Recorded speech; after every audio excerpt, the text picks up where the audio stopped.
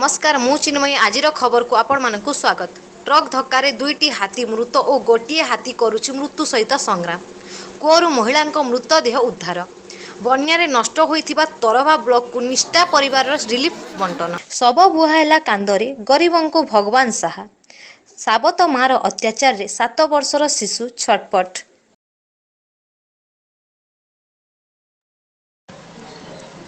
केन्दुझर जिला घटगाँ बालीजोड़ी ग्राम निकटर एक 14 चकिया ट्रक धक्का देबारु दुईटी हाथींकर मृत्यु होइथिबा बेले गोटे हाथी अति मुर्मूर्ष अवस्था मृत्यु सहित संग्राम करुछि।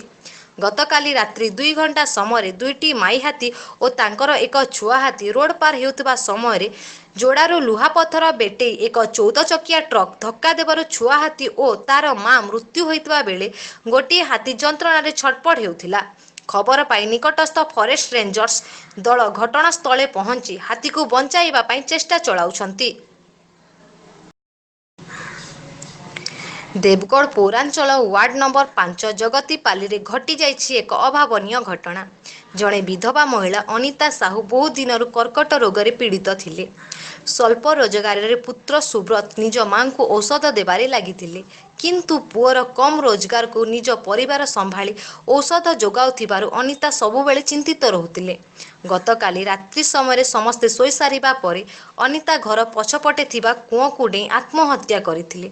सकाळ 4 घंटा समय मां को घरे न पाई खोजाखोजी करुथिबा समय अनितांको बहु ममता कुओंरु पानी आनिबा पाई जाई देखिले एवं समस्तंको डाकिबारु समस्ते दौड़ी आसी कुओं निकटरे पहुंची अनितांको कुओंरे भासुथिबार देखिले।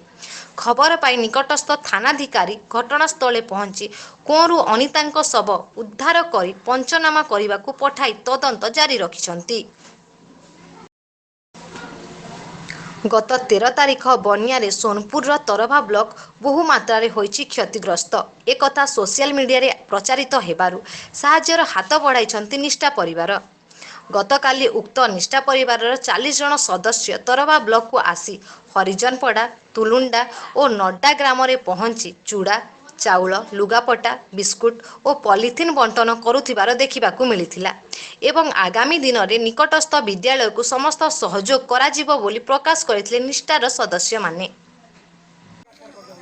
मैं अश्विनी कुमार त्रिपाठी संपादक निष्ठा परिवार आम खबर पाइलु आमर सोनपुर साइड बलांगीर साइड बहुत माने बन्या बात्या होता वर्षा होता आ बहुत क्षयक्षति होती बोली सोर पाइलु आम आसीलु आम निष्ठा परिवार तरफ गोटे अस्थायी टेंट लगेलु आमर 19 तारिख दिन बरगढ़ ठाणे आ से जेन कलेक्शन होता प्लस आम निष्ठा परिवार तरफ जितकी भी साहाय्य सहयोग है आम आसिक सोनपुर तरभा साइड आम बांटिलु अनेक गाँ तुंडा नहीं आमर अनेक गाँ मैंने बांटिलु तार आम खबर पाइलु सतोष कलु जे आम अंधमुख बधिर स्कूलटे अच्छे लास्ट के आम इनके आसलु आम दिन भर थकान मेटिगला छुआ मैंने इन 46टा छुआ मैंने अंधमुख बधिर समस्त को वेल ट्रेन करी गोटे भल प्लाटफर्म देकरी जेन गोटे भल माहौल रखीजन से देखिक आम बहुत खुशी हबार संगे संगे माँ समलेट ठाने निष्ठा परिवार तरफ आम माँ समलेट ठाने प्रार्थना करमु कि सब छुआ मन को भल रखबार संगे संगे इन जेन आपण मनकर जेन उद्योक्ता माने अछन जेन माने तांकर जतन सकल करूछन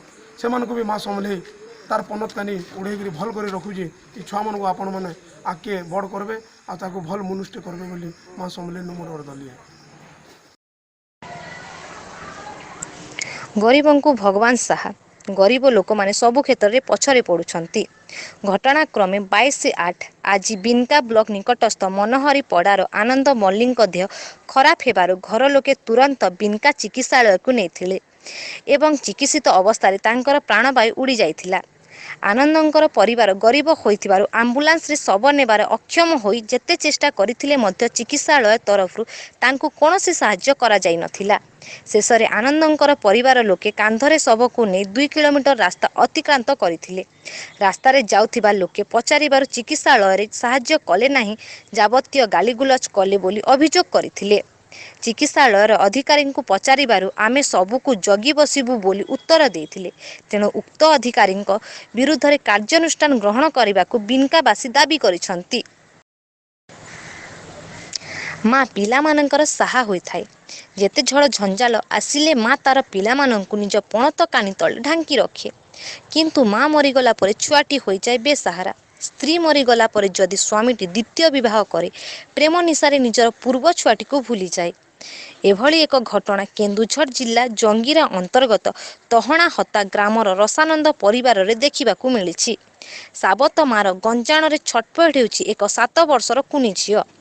ଖରା, ବର୍ଷା, ଶୀତ, କାକର, ମଶାମାନଙ୍କ ଉପଦ୍ରବ୍ୟ ସହିତ ନିଜର ସାବତ ମାର ଗଞ୍ଜାଣରେ ରାତ୍ରି ସମୟରେ ବାହାରେ ଶୋଇ ଛଟପଟ ହେଉଛି କୁନି ଝିଅଟି।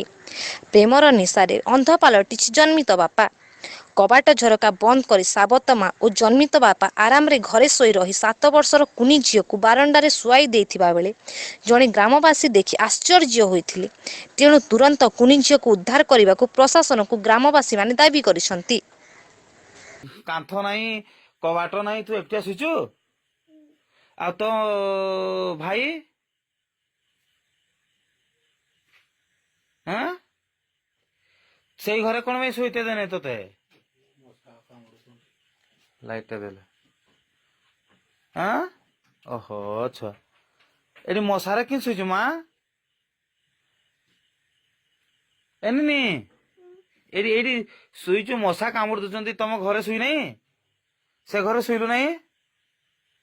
ଏଠି ଉଠୁ ଉଠୁ ଆମ ସେ ଘରେ କଣ ପାଇଁ ଶୋଇଲୁ ନାହିଁ?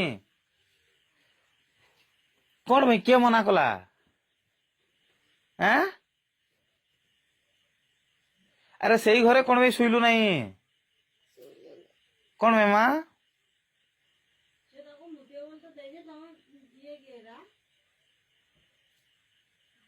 ପରିସ୍ରା କରିବ ବୋଲି ଏଇ ବାହାରେ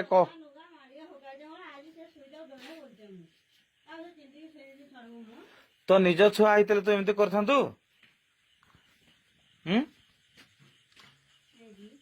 ମୁଁ ବଳିଆ କହୁଛି, ତ ନିଜ ଛୁଆ ହେଇଥିଲେ ଏହା କରିଥାନ୍ତୁ କି? ସେ ଛୁଆଟା ପରିସ୍ରା କରିଦେଲା ବୋଲି ଦେଖେ ଏଠି କବାଟ ନାହିଁ, ମଶାରୀ ନାହିଁ, ସେ ଛୁଆଟା ମା ଛେଗୁଡା ବଳି ସିନା ଶୋଇଲା। ଥାନା ବାଲା ଆଜି ଆସିଥିଲେ, ତମେ କିସ କହିଲ? ଆଉ ଏଇ ଛୁଆଟାକୁ କଲ କଣ ଆଜି?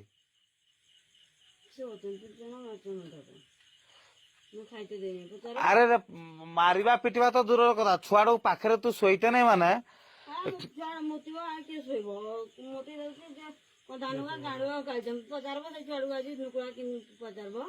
ଆରେ ପରିସ୍ରା କରିଦେଲା ବୋଲି ତଳେ ଶୋଇଦେଲ ନାଇଁ?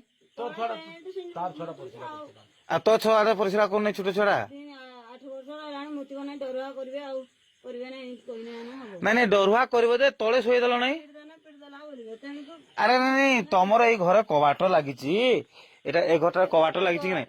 ଏଇ ନାଇଁ ଏଇ କବାଟ ଲାଗିଛି, ଏଇ ଘରେ ଶୋଇଥିଲେ କଣ ହେଇଥାନ୍ତା?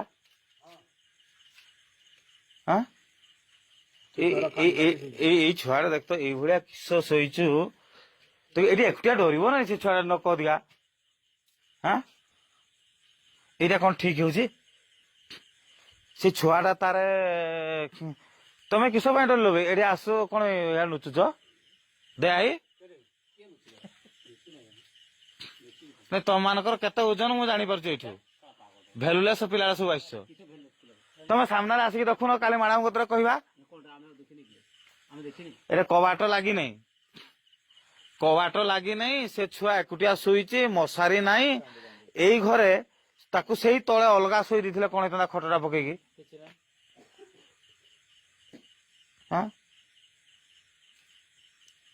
ତାମାନେ ତୁ ଛୁଆଟାକୁ ଶୋଇତେ ଦଉନ, କଣ ଖାଇବାକୁ ଦଉଥିବୁ ଏଇଠି ଜଣା ପଡୁଛି।